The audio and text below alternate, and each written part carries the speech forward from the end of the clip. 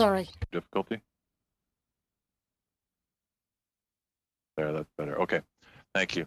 All right, I'd like to call this meeting to order and thank everybody for logging on and making themselves available on a Friday afternoon in particular to for our first start on our first meeting rather on our study in this session on the economic recovery in the forest sector. We have with us two officials from the Department of Natural Resources. Beth McNeil is the Assistant Deputy Minister for the Canadian Forest Service, and Jeff Waring is the Director General of Trade, Economics and Industry Branch, Canadian Forest Service. I know, Mr. Waring, I recognize you having been here before. Ms. McNeil, this may be the first time, at least I've encountered you at this committee. So thank you both very much for taking the time to join us. And we've received your brief in advance, for which we're grateful. I don't need to explain the process to either of you, I'm assuming, so I will just turn the floor over to you and we can get underway. Thanks very much.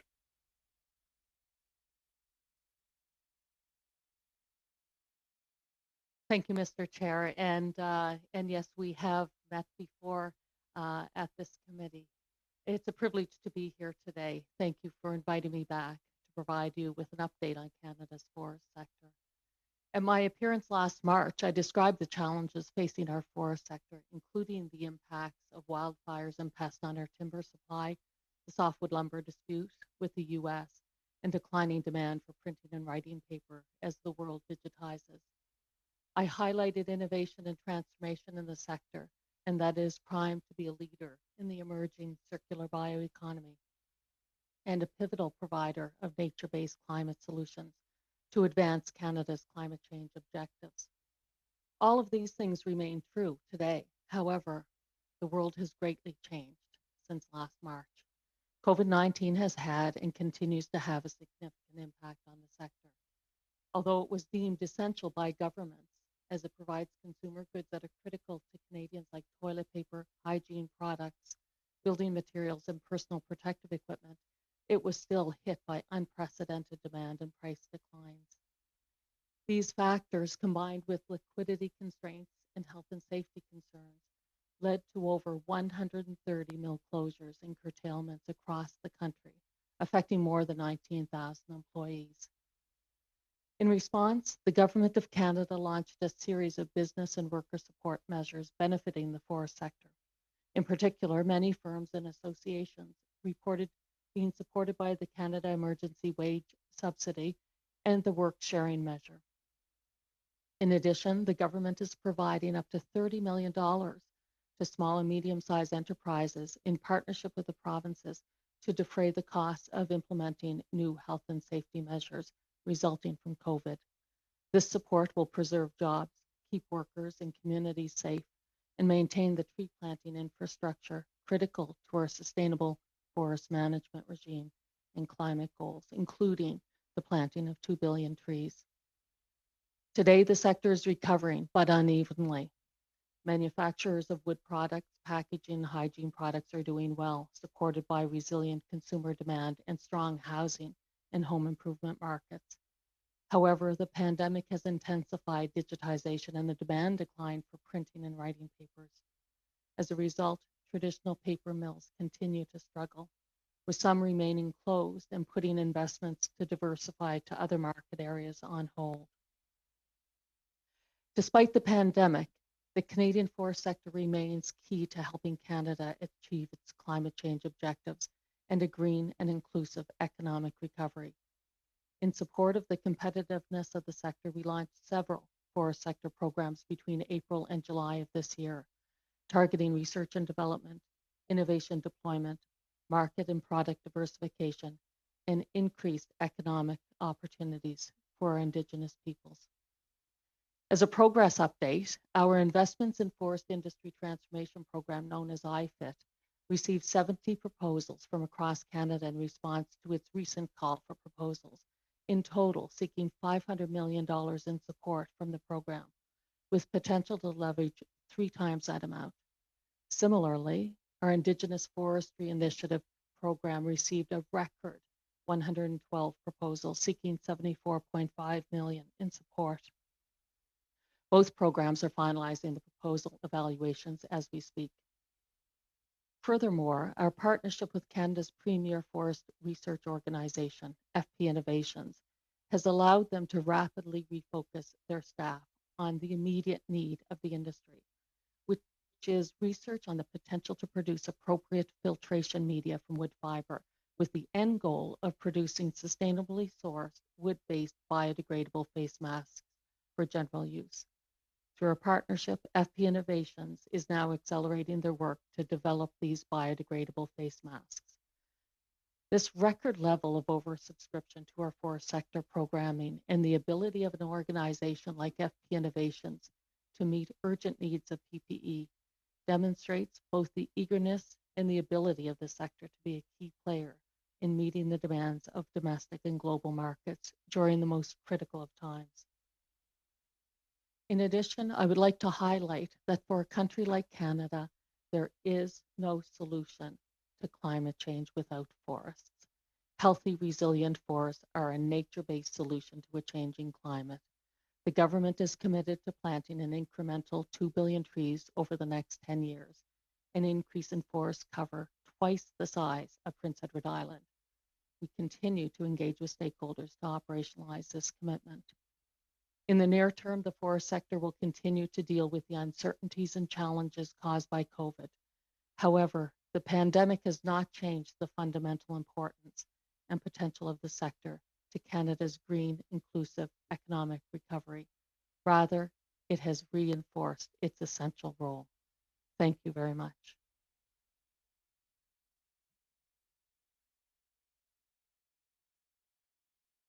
I'm on mute myself. Thank you, Ms. McNeil. I appreciate that very much. Okay, so we're going to, unless Mr. Waring, you have additional comments you'd like to make? No? Okay, I'm going to open up to questions, and first is from the Conservative Party. I'm not sure if that's you, Mr. McLean, or Mr. Zimmer. Okay, you have 6 minutes. I think, is Greg on yet? He's had a challenge to get actually on the meeting, so I'll go ahead if he's not on yet. Okay, that's fine. Okay, so is he on, Chair, or is it still? I don't see him. Okay, I know the login challenge is there. I just wanted to thank the representatives for your comments, and indeed, I think me from being from Northern British Columbia, see how essential an economic recovery will rely on the resource sector, especially forestry in British Columbia. The questions I had for you, though, it's based around the WTO ruling that happened this August, and it was against the U.S. It was a unanimous decision that basically said that what the U.S. had said wasn't the case, and it ruled in Canada's favor unanimously. And then we saw an appeal to that decision September 28th, 2020. And I guess I just wanted to know an update. A lot of us here in North BC have been watching this roller coaster ride of the tariffs that are very unfair towards Canadian producers. It's put us at a 22% or 20-some percent impediment to competitiveness to our neighbors to the south. And so just if you can update us on that, just to let people know where that's at. And if we have, when is that appeal gonna go through and take its course? Again, just for some information for all of us. Thank you, Mr. Chair, for that question. I will, though, have to defer to my colleagues at Global Affairs Canada if they could appear to answer that question at a future meeting. They're the responsible government officials for the trade disputes. Okay, that's unfortunate. So my next question is, and you talked about the fact that the sector is doing well in certain areas, especially the paper side, with all the masks that are being required now, that some of the benefit has been to that part of the sector, but the paper side is struggling. As I see in Mackenzie, we've had paper mills that have closed. My dad actually worked on a paper mill about 20 some years ago, and that particular paper mill has been shuttered just based on that difficult place for paper in the global markets. But some of it's access to timber related. We're told that timber is becoming more and more scarce. But I guess I have a question for you in terms of a strategy, because driving through the Pine Pass when I go from Port St. John to Prince George in that area, we have a whole bunch of what I call redwood, and that's the wood that's been, that's been killed by the pine beetle. But now we see a whole new wave of yellowwood now, and that's the spruce beetle. And it's not just a few trees here and there; it's pervasive, as I'm sure you know. But there doesn't seem to be a strategy about how to get that wood down. And the reason why I ask you this is because we've seen the opportunity. The wood is there. We should be getting it down. We see what the Americans are doing to the south of us, where they're actually incentivizing the cleaning up of parklands, even by getting this timber that will soon be dead and soon be a huge volume of firewood that's at risk of catching fire and watching our forests burn even more so than we've seen in the past. So what is the national strategy? I understand this is, again, a provincial file in a lot of ways, but is there a national strategy on how to deal with this particular wood and use it for its benefit, that it really can be used in a positive way rather than just leave it to eventually be a forest fire? So, Mr. Chair, thank you for the question. A few things. First, with regard to the access to fiber, there has been a cumulative effect. You're right. It's been the mountain pine beetle. It's been increased frequency and magnitude of forest fires in BC, and now we see the emergence of the spruce beetle. When I speak to Chief Forester Diane Nichols for the BC government, she tells me that there is a large amount of forest fiber still remaining, much of it on the forest floor, and BC has started to implement some policy changes and regulatory reform to use that fiber. During the mountain pine beetle, it was before my time, but my understanding is that there were increased efforts to actually get that wood down while there is still some value to the fiber. Diane Nichols may be a witness before this committee, so I'd ask her specifically about that. But certainly our federal programming that I mentioned in my opening remarks, in particular, the investments in forest industry transformation, we call it IFIT. We're looking at proposals now, but we are trying to direct those programs to the bioeconomy and to use fiber, all forms of fiber, as quickly as possible. And it's not just for 2x4s, it's higher value products and biomaterials. So that's what the federal government is doing. We also have a national pest program. So we're providing the science, the research, and the monitoring for many of these pests across Canada, in particular mountain pine beetle, spruce budworm in the east, emerald ash borer. Thanks, Mr. McNeil. You have about 20 seconds left, Mr. Zimmer. Yeah, thanks for that, and I look forward to some comments from Global Affairs just about the WTO stuff. But thanks again for your time today. All right, thanks, Mr. Zimmer. Ms. Jones, over to you for 6 minutes. Thank you, Mr. Chair, and thank you for your presentation today. I'm glad that you guys could join us. Since COVID-19 pandemic, I guess there's been a lot of changes in industry sectors across the country, and much of it has been negative, unfortunately, but especially in the natural resource sectors, such as the reduced demand and price volatility of some resources. Could you describe what the impact of the COVID-19 pandemic has had on the Canadian forest industry, on the workers and the companies? Thank you, Mr. Chair, for that question. I would say that it's been quite widespread, but it is actually, we've seen a shift since the beginning of COVID to now. And I'll give you a couple of examples. First, I had mentioned that it impacted in some form or another, either permanent closures or production curtailments, 130 mills across Canada, all areas of Canada. These affecting 19,700 employees. What we saw, though, we have three subsectors in forestry: solid wood products, forest operations, and pulp and paper mills. And what we saw in the beginning with the subsector, for instance, solid wood products, lumber in particular, this was, I would say, in the high 200s in dollars per thousand board feet. And it actually recovered and hit a record high a few weeks ago of approximately $1,000. So while it's declined, I think this week's rate was around 560. We have seen tremendous recovery in the solid wood products and forest operations. Where I'm most concerned, and I think the industry remains in trouble, and I don't see conditions improving, and that's on the paper side. So with all of us working at home and the increase in digitalization, that part of the pulp and paper subsector is really struggling right now.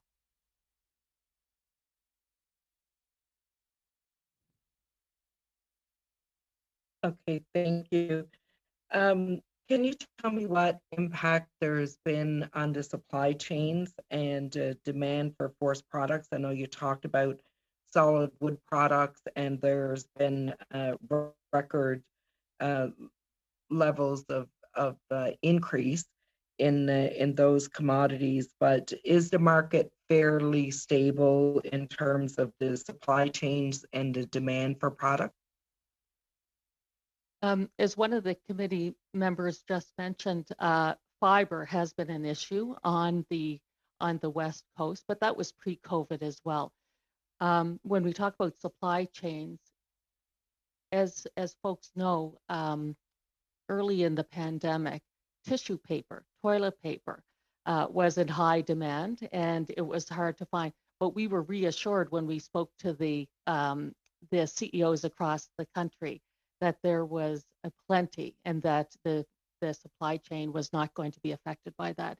When it comes to solid wood products, really with everyone or many people working from home, we did see an increase in home renovations and home improvements. We think that will continue, and I do see an improvement in the supply of materials for that. There was quite a pinch point about 4 weeks ago where it was difficult to get materials, but that seems to be easing.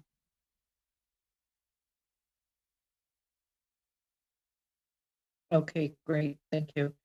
Can you speak to us for a few minutes today on what some of the new programs or strategies that are currently ongoing within Natural Resources Canada that will help improve competitiveness and the overall health of Canada's forest sector as we go forward over the next year and year? Or for about a minute and a half, to be precise.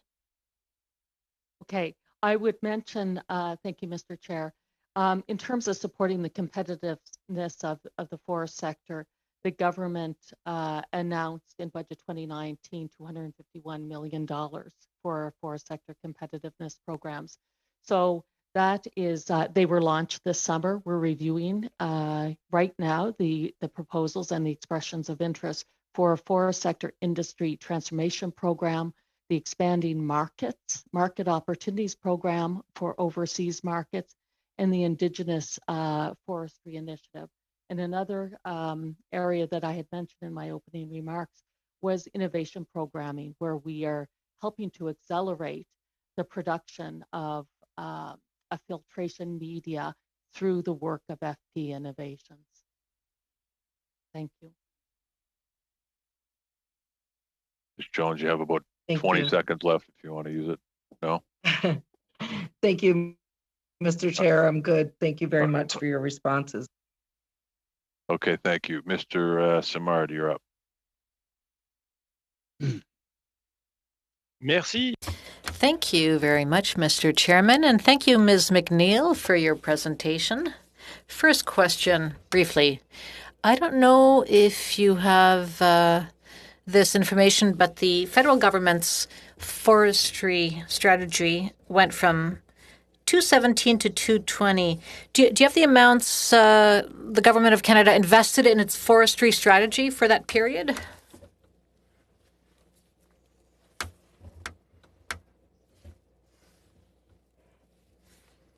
Of the forest, we don't have a national forest strategy.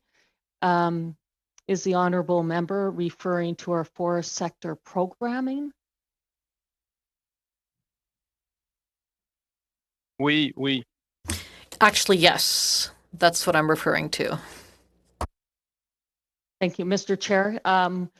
Recent investments, as I had mentioned, budget 2019 allocated $251 million to our forest sector competitiveness programs.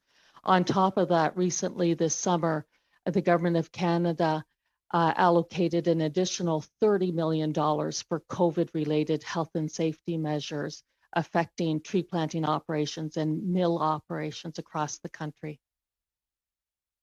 And as for what has been allocated, we did the call for proposals in the summer, and we are reviewing going through the expressions of interest right now. We hope to be financing some of those projects before the end of the fiscal year.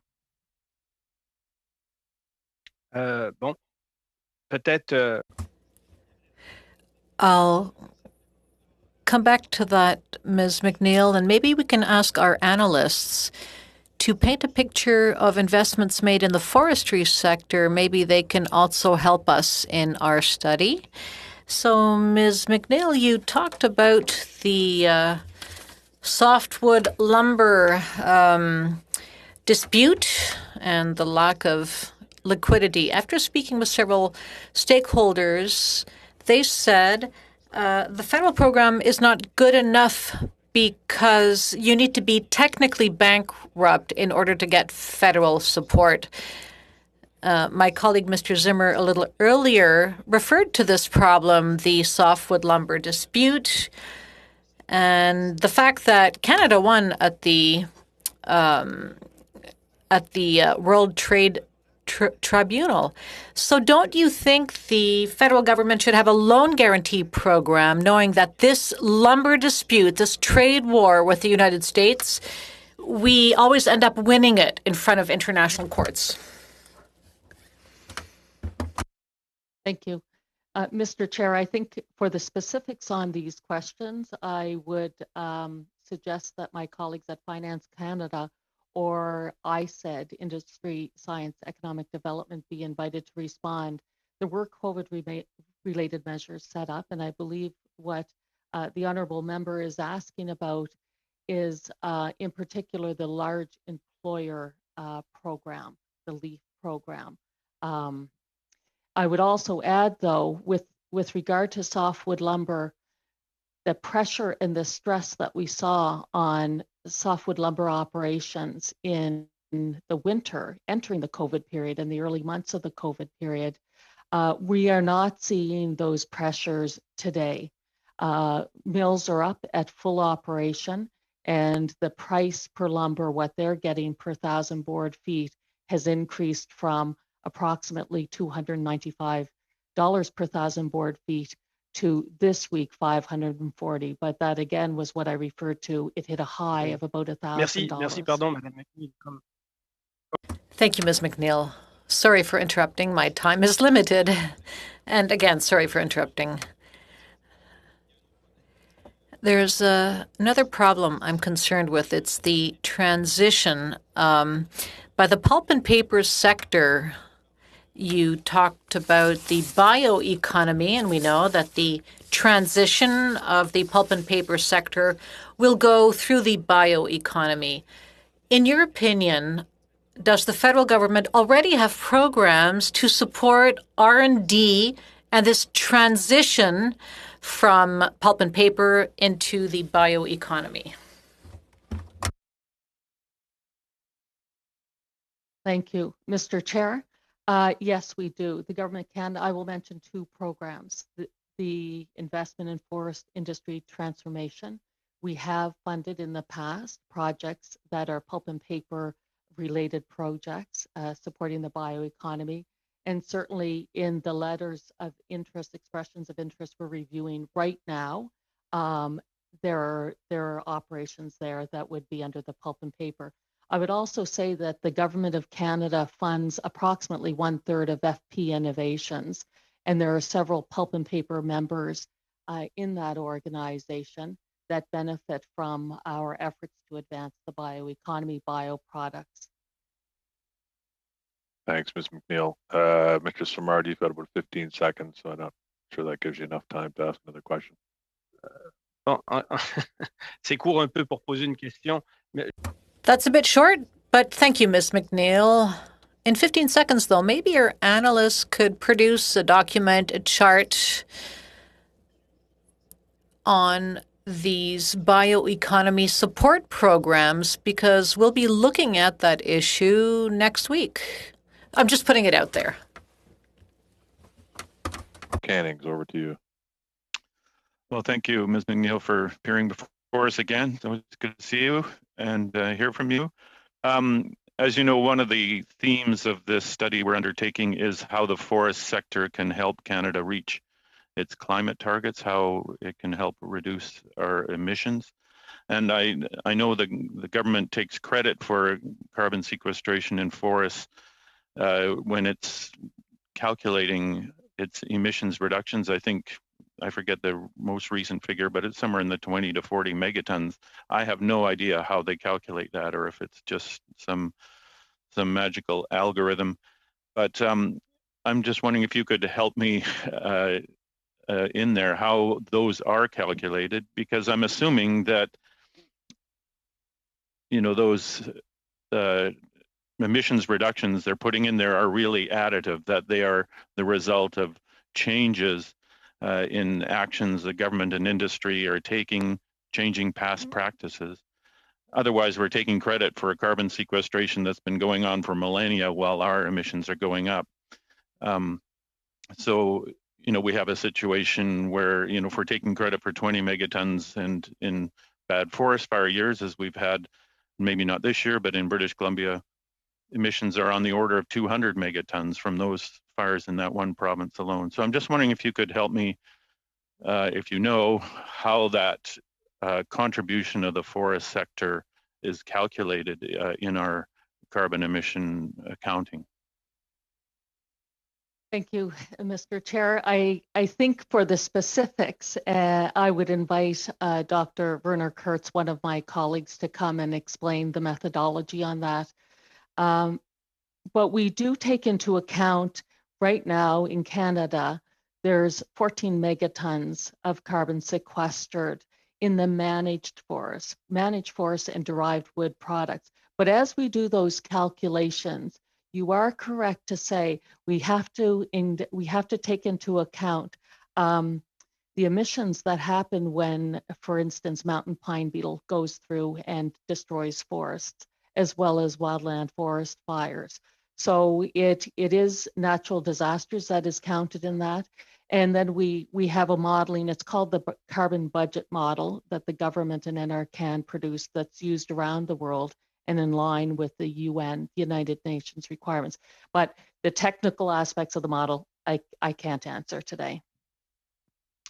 Okay, thank you. And I think Werner Kurtz is on our witness list, or at least on the NDP's witness list to appear here. You mentioned IFIT, you know, the investments in forest industry transformation. And one of the issues I've been hearing about a lot in my riding over the last few months is proposals for renewable natural gas plants that use forest waste. Right now, a lot of the forest waste, as you know, in British Columbia anyways, is burned at the end of the year in slash piles that produce as much carbon into our atmosphere as all the cars in British Columbia put together. So if we can, you know, eliminate or reduce those emissions, it would go a huge, long way to helping us. And I'm just wondering if you are aware of whether IFIT is helping fund innovations in that regard in new plants that will be using that material instead of just burning it into the atmosphere, creating a renewable natural gas. Thank you, Mr. Chair. Getting more value from wood and wood residue for certain is funded by and eligible under the IFIT program. I don't know what the result of the early call for proposals, those 70 expressions of interest that came in by the end of August, that would be the type of project, yes. The other source is innovation industry. I said in innovation and economic developments, strategic innovation fund as well. There was $100 million that was set aside and announced in the fall, I believe, speech from the throne in 2018. And of course, the under development clean fuel standard, the proposed clean fuel standard, I think will help create further demand for these types of transitions and bioproducts. Okay, then I think I have time for another question. I hope, Mr. You have 1 minute. Yeah. Okay, I'll just follow on my first question with, you mentioned the plan to plant 2 billion trees to help reduce emissions. And again, I would just like to ask you or implore you to make sure that those actions are additive. As an ecologist, I know that if we harvest a forest, or if pine beetle kills a lot of mature trees in a forest, Mother Nature will plant millions of trees on her own.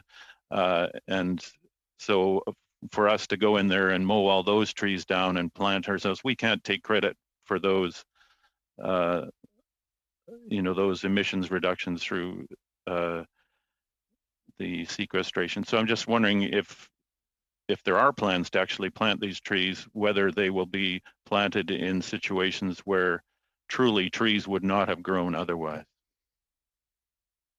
Thank you, Mr. Chair. An excellent question. The intent and the announcement was that those trees be incremental. Canada's world leader, as you know, in sustainable forest management. And what that actually means is if you harvest a tree, you're legally obligated to plant it. So we are looking at an area twice the size of Prince Edward Island, and they would be incremental, adding new forest cover to Canada's landscape. Thank you, Ms. McNeil. Thanks, Mr. Cannings. Okay, we're moving into the 5-minute round. Somebody from the Conservatives is up. I see Mr. McLean, I see you're back. Sorry that you had technical challenges briefly, but we're glad to see you here. I'm not sure who's going up next from your side. I think Rachel is. Rachel, okay. Ms. Harder. Sorry, Greg, do you want to go ahead? No, I don't, because I haven't heard anything, so I think I'm going to just defer this time to my colleagues. Okay, perfect. Okay, sure. My question then, I guess, for the witness is, I'm wondering if you can just comment a little bit further on this idea that 2 billion trees would be planted by 2030. Now, as of September, not a single one of these trees had been put in the ground, is my understanding, and I would look to you for confirmation of that. You just said that when an organization or a company takes a tree from the land, they're expected to replace it with another tree. Is this announcement from the Prime Minister for the 200 or for the 2 billion trees, is that on top of the trees that private sector is already required to replace? Or is this the government paying for those replacements that private sector would otherwise have covered? Thank you, Mr. Chair. Very good question. The 2 billion trees, the recent speech from the throne last month reaffirmed Canada's commitment. We are awaiting a budget decision, but in the meantime, we do continue, myself and my team, since late last fall to engage with potential partners. It is above the requirement and above the numbers that companies and provinces already are committed to planting. So when I say incremental, that means we're not paying for what they already have to do by the law in Canada under their regulatory regimes in the provinces. But I would also add that the government has supported in the last few years under the Low Carbon Economy Fund and infrastructure's disaster and Ms. adaptation McNeil, mitigation sorry, fund. just in the interest of time, I have very specific questions and I would just ask that Okay. you would answer them directly. Thank you. With regards to these trees then, there's 2 billion trees. They're supposed to be planted by 2030. Not a single one of them has gone in the ground to date. In order to meet this deadline, nearly 500,000 trees would have had to be planted every single day. What is your plan, Ms. McNeil, or the department's plan in terms of getting these trees in the ground by 2030? Thank you, Mr. Just a Chair. detailed plan, just an outline of the plan. I do not have a detailed plan at this time. We are awaiting a budget. Thank you. Thank you. It's shameful that there is no plan. It's shameful that the Prime Minister would come forward with a promise in his election campaign and then he would reiterate that promise during his speech from the throne, and still there would be no plan in place. This was supposed to start in 2020. It obviously has not. We're coming to the end of the year. We have about 2 months left. And no plan. That's shameful. That's shameful. That's a lack of leadership.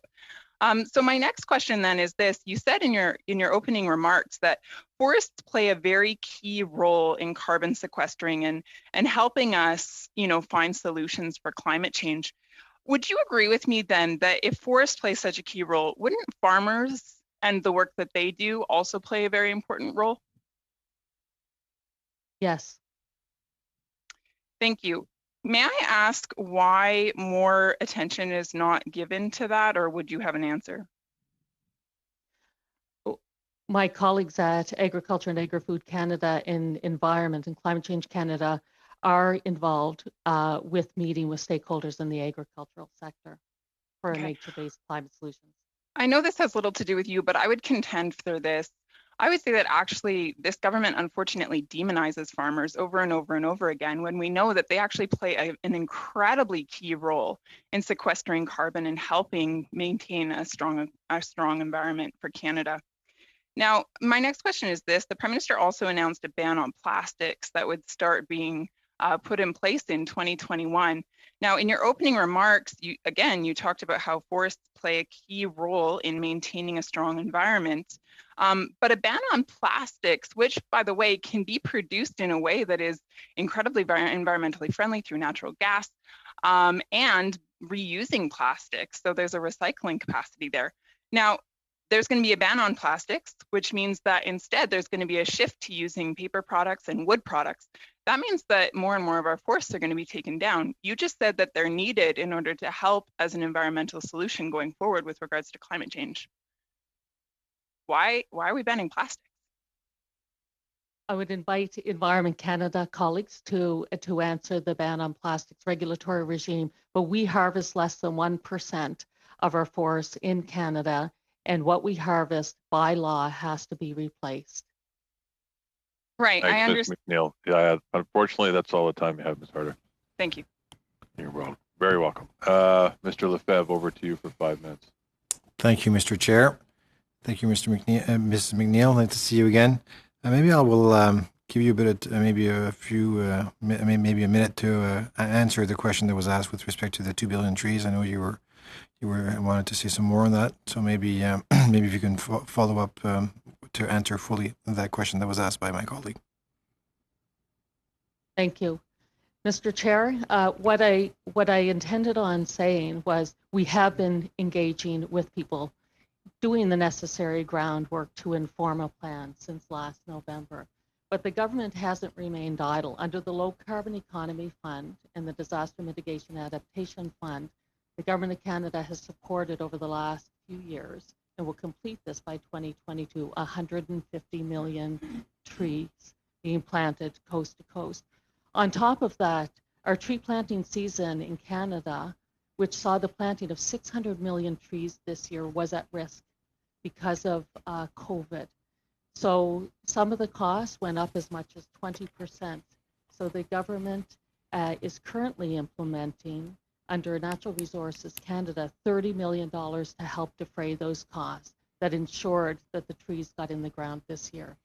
And on that point, certainly the 30 million that we put forward for the health and safety of tree planting, do you have any more information that you'd like to share with us as to how the season went? Because it's pretty much, snow is almost on the ground here. I'm sure it's across the country and certainly in other provinces. Thank you. Excellent question, Mr. Chair. I'm very happy to report that with the added money that was available, not a single tree planter actually contracted COVID. So the extra measures that we took, extra vehicles, extra dining halls, right along the whole tree planting value chain, the protection of communities that these tree planters went into was a success, and all 600 million trees got planted this year.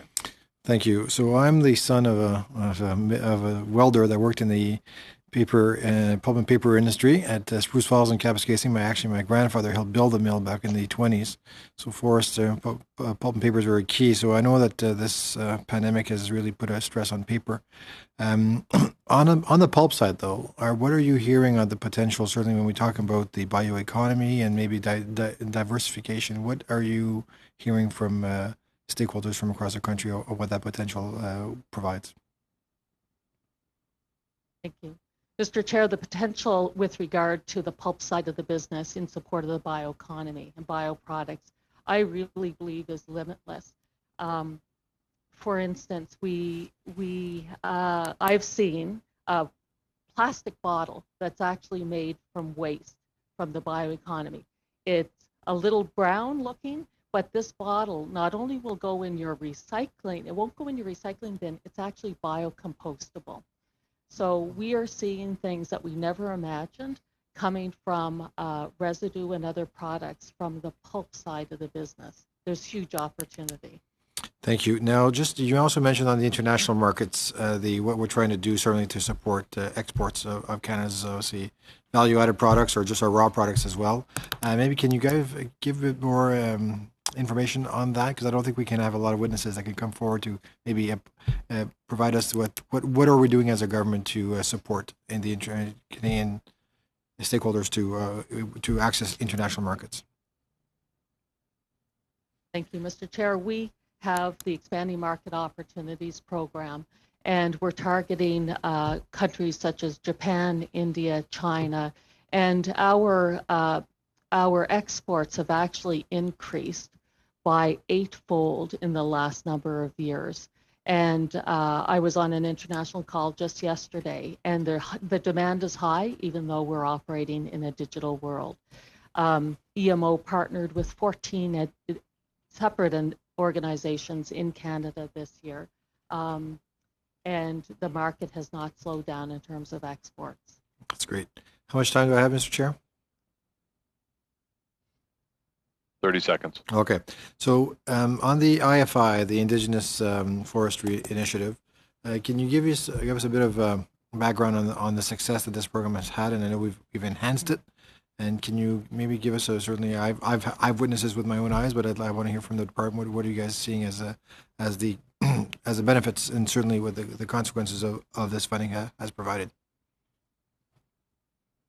Thank you, Mr. Chair. I view the Indigenous Forestry Initiative really as economic development and true reconciliation on the ground to support Indigenous communities across the country, whether it's supporting them in the bioeconomy or bioheat and bioenergy. It's had a significant impact from an economic perspective. Thank you. Thank you, Mr. Chair. Thank you, Ms. McNeil. Thanks, Mr. Lefebvre. Okay, so Mr. Simard for 2.5 minutes. Merci. Je vais faire vite. Thank you. I'll be brief, Mr. Chairman. For Ms. Harder, quickly, we can replace all petrochemical products by replacing them with wood products and wood residue products. That's what the bioeconomy is all about. It's essential, and I hope that in the next few weeks, we'll be able to show that this is a good thing. I think that's pretty vital. Now, Ms. McNeil, for the 2 billion trees, I've spoken with a few people, and we know that planting trees, which would be carbon sinks have to follow a certain technique, a certain process. There's a certain number of trees you can plant depending on the soils and the terrain. So technical knowledge is required for that. So I'm just wondering where that program is at, since there are no real results so far. So what's the state of the planting of those 2 billion trees? And have you approached specialists with regard to that issue? Thank you for the question. Mr. Chair, with regard to the 2 billion tree initiative, when that is launched, we are already working with provinces who have registered professional foresters along with the industry. It's not just, it takes 2 years to grow a seedling.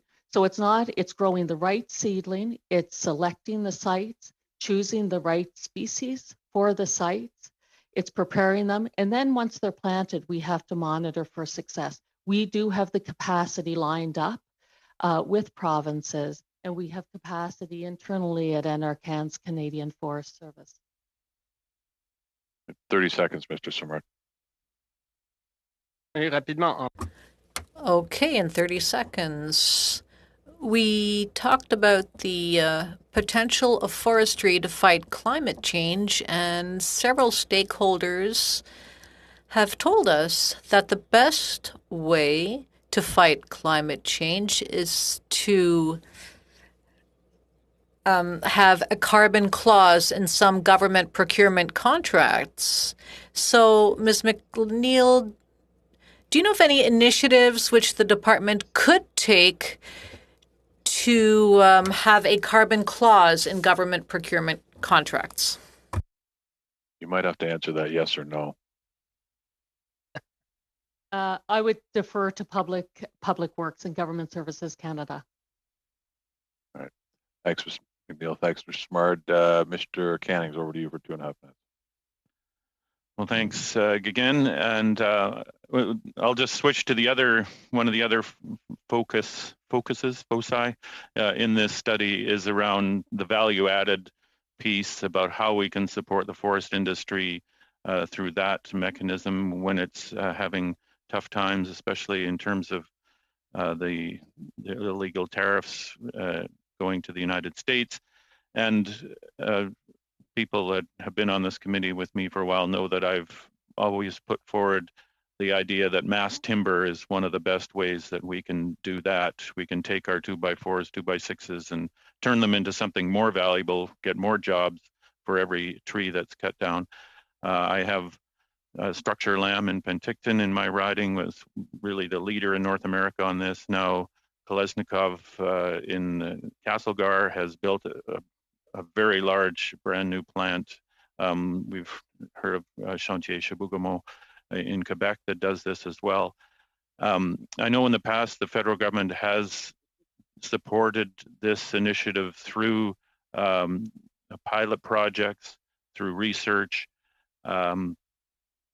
and hopefully we'll see a new federal building code that will support this further. I'm just wondering if you could spend the rest of my 2.5 minutes here talking about mass timber and how that can play into helping the forest sector across Canada get through these times. Yeah, thank you, Mr. Chair.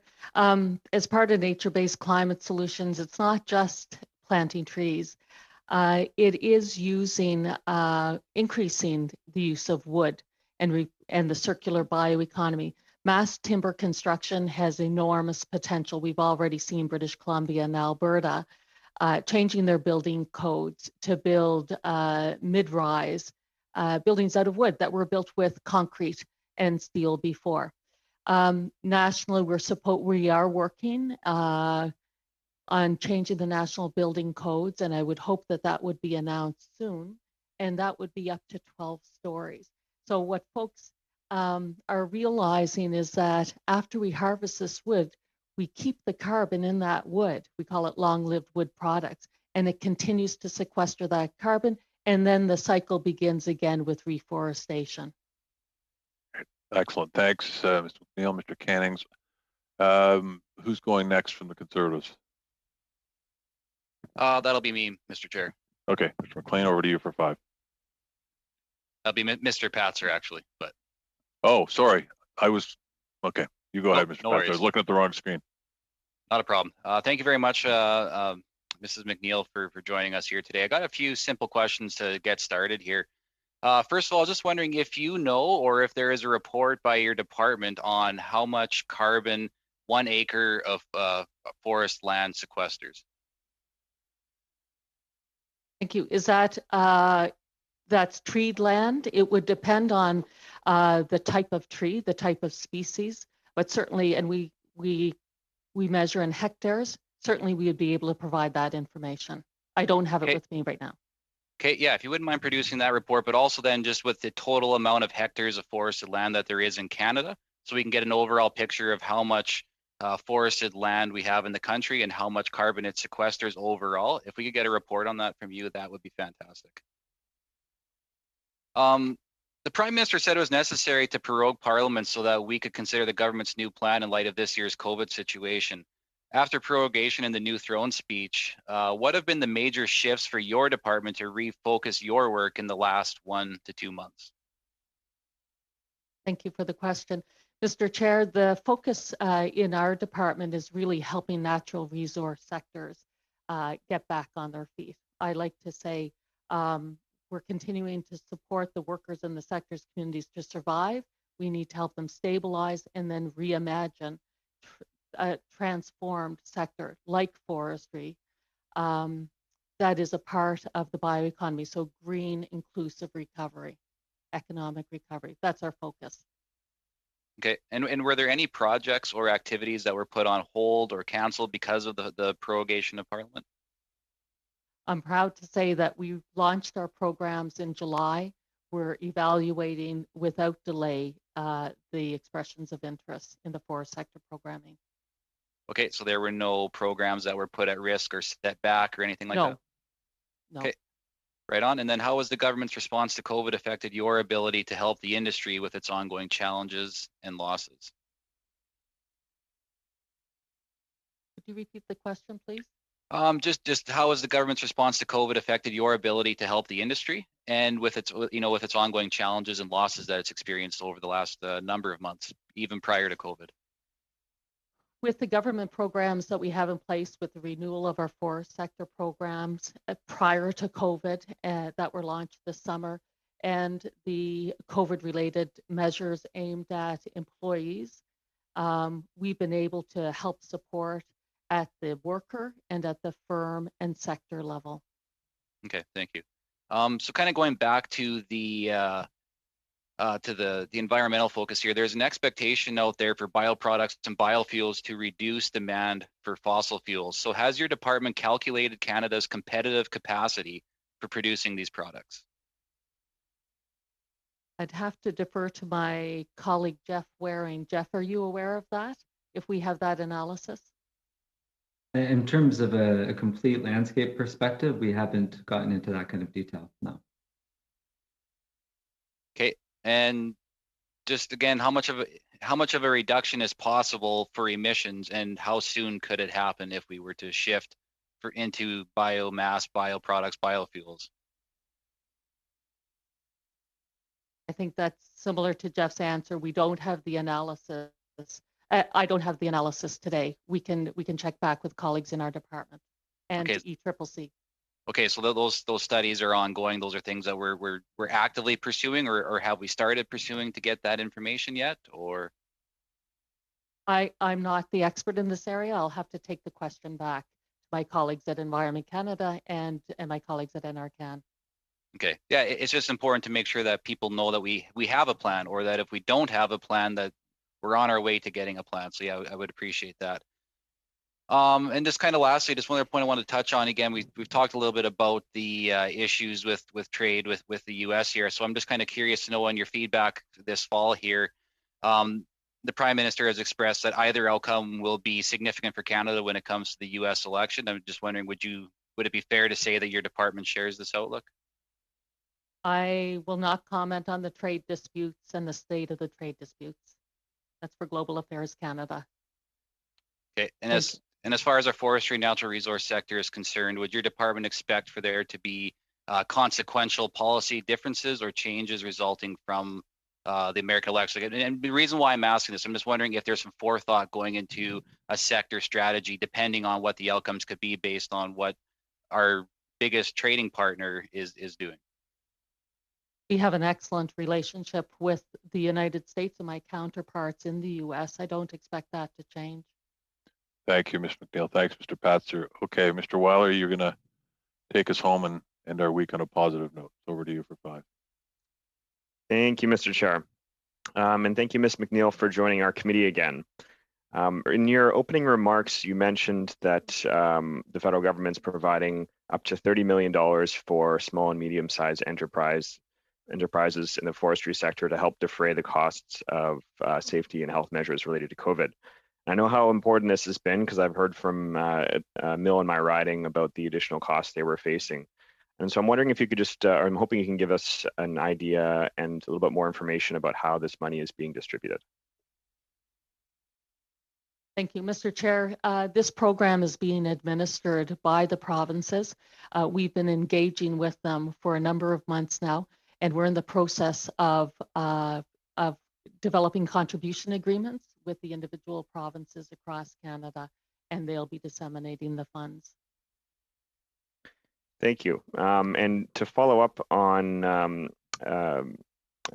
MP Lefebvre's comments earlier about the work that our government's doing to help with access to new international markets, I was hoping you could go into a little bit more detail there. You mentioned that we're looking at some markets in Asia to expand to further. And I'm just wondering of what those efforts look like, what type of products we're looking to expand, and how that relates to some of the innovation that we're seeking to have in the forestry sector. Thank you, Mr. Chair. Part of the Expanding Market Opportunities Program, there's actually a training component, and we develop modules. When we consider overseas, for instance, with China, we're actually working with ministries of housing for them to understand what mass timber construction and building with wood can do, and the safety of it, and the contribution to the green economy. So we're working with architects and engineers in these other countries, doing a knowledge exchange to increase the demand for our wood products coming from Canada.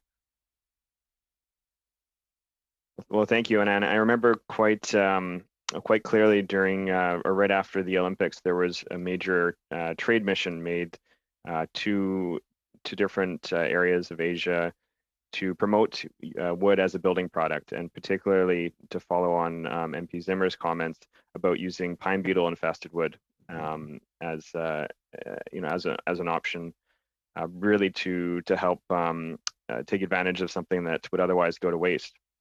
And to follow up on that, you mentioned in your comments that we're well placed to be a leader in the circular bioeconomy. And I'm wondering how NRCan describes what the circular economy is. Good question. Mr. Chair, I'll provide a very simple definition in my mind. Hopefully it's accessible. So there's a what and a how when we're thinking of bioproducts and the circular bioeconomy. I would say that bioproducts are the what, and the circular bioeconomy is the how. So that means replacing non-renewable products with renewable products. And it might be a good example, as we have discussed, is increasing the use of wood in construction, low, mid-rise construction, and the changing of those standards. Thank you. And Mr. Chair, how much longer do I have left? 1 minute. Great. Okay, I'd like to follow up on some of the comments that were made earlier about our work with Indigenous communities. And I was hoping if you could just expand on some of NRCan's work with Indigenous communities on forestry projects. Thank you. Two programs, the Indigenous Forestry Initiative, where we work with communities on forest management plans or economic revitalization and stability. It might be, let's say, pellet mill operation, introduction to the bioeconomy. But also we have another program for off diesel in remote and rural communities. So what we're trying to do there is use forest biomass for the production of heat and energy. And it's making a real difference in these communities. That's great. Well, lastly here, you mentioned some of the benefits of building using wood products, and you know, I went to law school right across the street where the 18-story building was constructed at UBC, where we have the tallest building with wood products in Canada. And I'm just wondering what level of coordination NRCan has with ISED on the national building codes. I think, Jeff, if I can turn to you for that question. Sure, thank you for the question, Mr. Chair. We work closely with the National Research Council in a number of different ways to support building codes and standards. And so we've done partnerships in the past with them around fire rating for mass timber, and work closely with them as they develop and they implement the new standards that, as Ms. McNeil had mentioned, will increase the standard from 6 stories to 12 stories in the near future for wood construction. Well, thank you, Mr. Waring, Ms. McNeil, Mr. Weiler, thank you. That's all your time. I think Mr. Cannings will agree with me that in a reference to the Brock Commons building as a historical, nostalgic reference from our perspective on this committee. Those of us who have been here for a while. It's a good place to end. So thank you to both for taking your time on a Friday to join us. Thank you, everybody, for your patience. This was the first time I chaired a meeting virtually, and all things considered, I think it went okay. I didn't cut anybody off or cut myself off, more importantly. So, but we'll work on it together, and we'll make sure things move smoothly. So thanks, everybody, for your cooperation. James, that was a terrible meeting, by the way. We're still on the record here, you know. Okay. No, I couldn't get in. Was my yeah, no, I know. I didn't realize that, so I apologize for that. We need a better way of trying to smooth that over too. Maybe it's the connection in Calgary. That's the problem. Bob got in from a hotel in Vancouver. So anyway, listen. Thanks, Chair. All right. Thanks, everybody. Have a great weekend, and we will see you all on Tuesday, if not sooner. Thank you, Mr. Chair. Have a good weekend.